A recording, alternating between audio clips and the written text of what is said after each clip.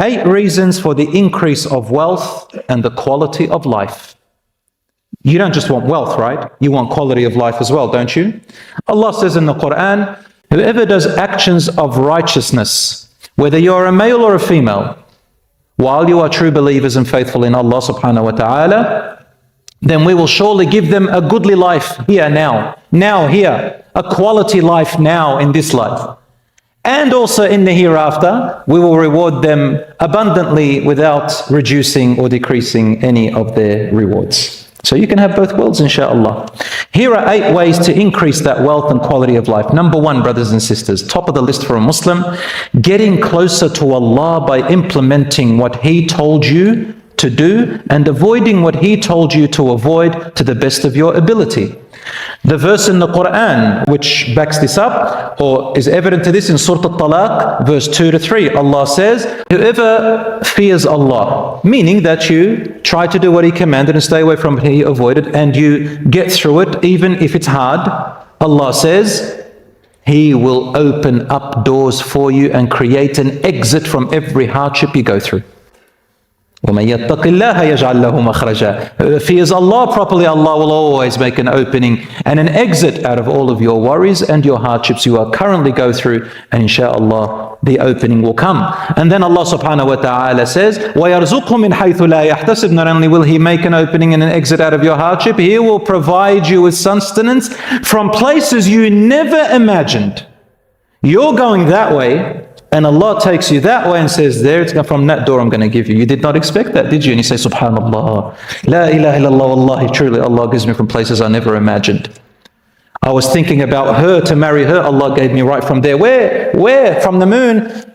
From the moon, subhanallah, she came to me. From such and such country, she came to me. Allah drove him to me. Yani Allah subhanahu wa ta'ala helps you. Sometimes the wealth comes from places you never expected. You're going this way, Allah gives you that way. You go for this job, Allah gives you that job. Sometimes you're going this way, Allah brings it for you that way. مَنْ يَتَّقِ اللَّهَ يَجْعَلْ لَهُ. Whoever fears Allah, then Allah will create an opening for them and grant them from places they never imagined. But also remember this, Allah says, and whoever relies truly upon Allah and trusts in Allah and assumes well of Allah, whatever happens to them, they say, I accept the decree and the whatever Allah brought to me, even if it wasn't what I wanted. وَمَنْ يَتَوَكَّلْ عَلَى اللَّهِ. Who truly relies and trusts in Allah, فَهُوَ حَسْبُهُ. That is sufficient for you. Allah is enough for you if you trust in Him. You need no one else. فَهُوَ حَسْبُهُ. إِنَّ اللَّهَ بَالِغُ أَمْرِهِ. You have to understand and know that without a doubt, Allah is going to continue to reach what He has decreed. Nothing's going to change it. He's going to reach it one way or another. So it's not up to us, up to Allah. قَدْ جَعَلَ اللَّهُ لِكُلِّ شَيْءٍ قَدْرًا. Allah has made for every single existing thing a pre-measured destiny. Your atoms have a destiny. Your hair has a destiny. Everything has a destiny. So, my brothers and sisters, this is the case. Number 1. The second way to increase your wealth and quality of life is to be proactive, meaning avoid procrastination. This is discouraged in Islam.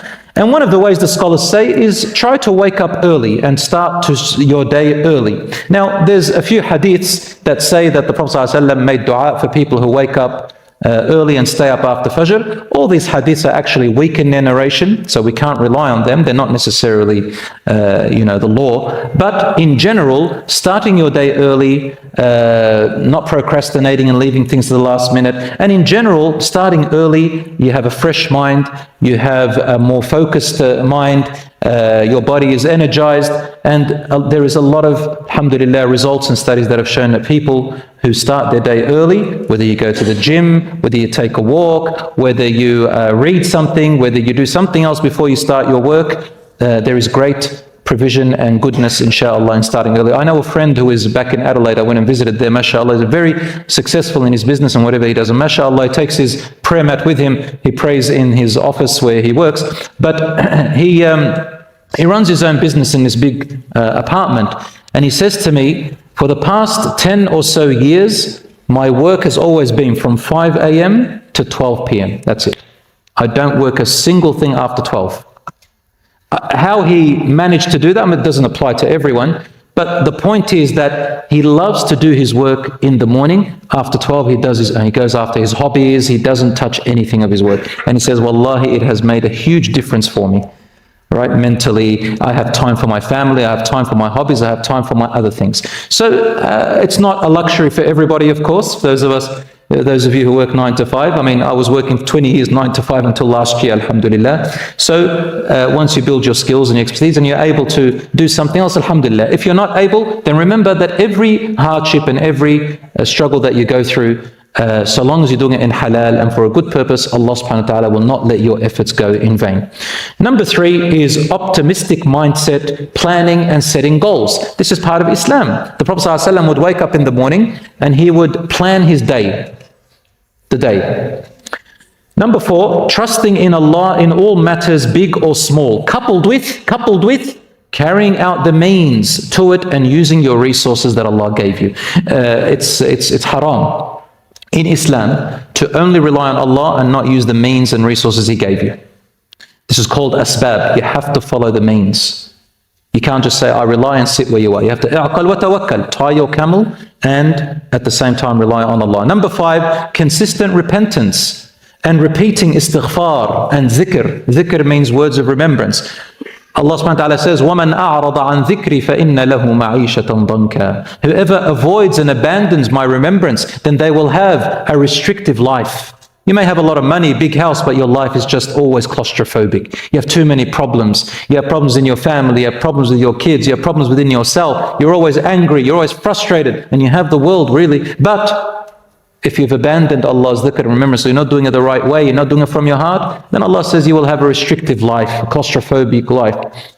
And on the day of judgment, they will be gathered blind. Those who avoided Allah's dhikr and remembrance. So istighfar and seeking Allah's forgiveness has a way of opening your sustenance. Number 6, connecting family ties and good relationships with your relatives to the best of your ability, those you are able to connect to.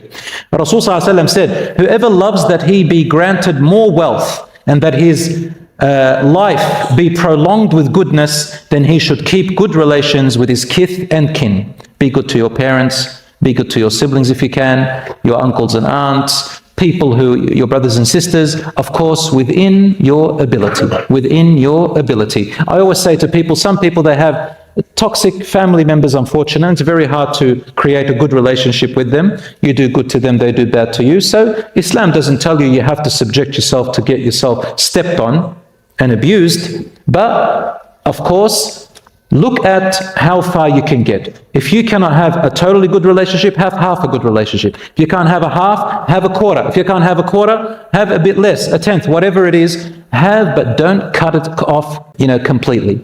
I know people whose children, for example, became really bad.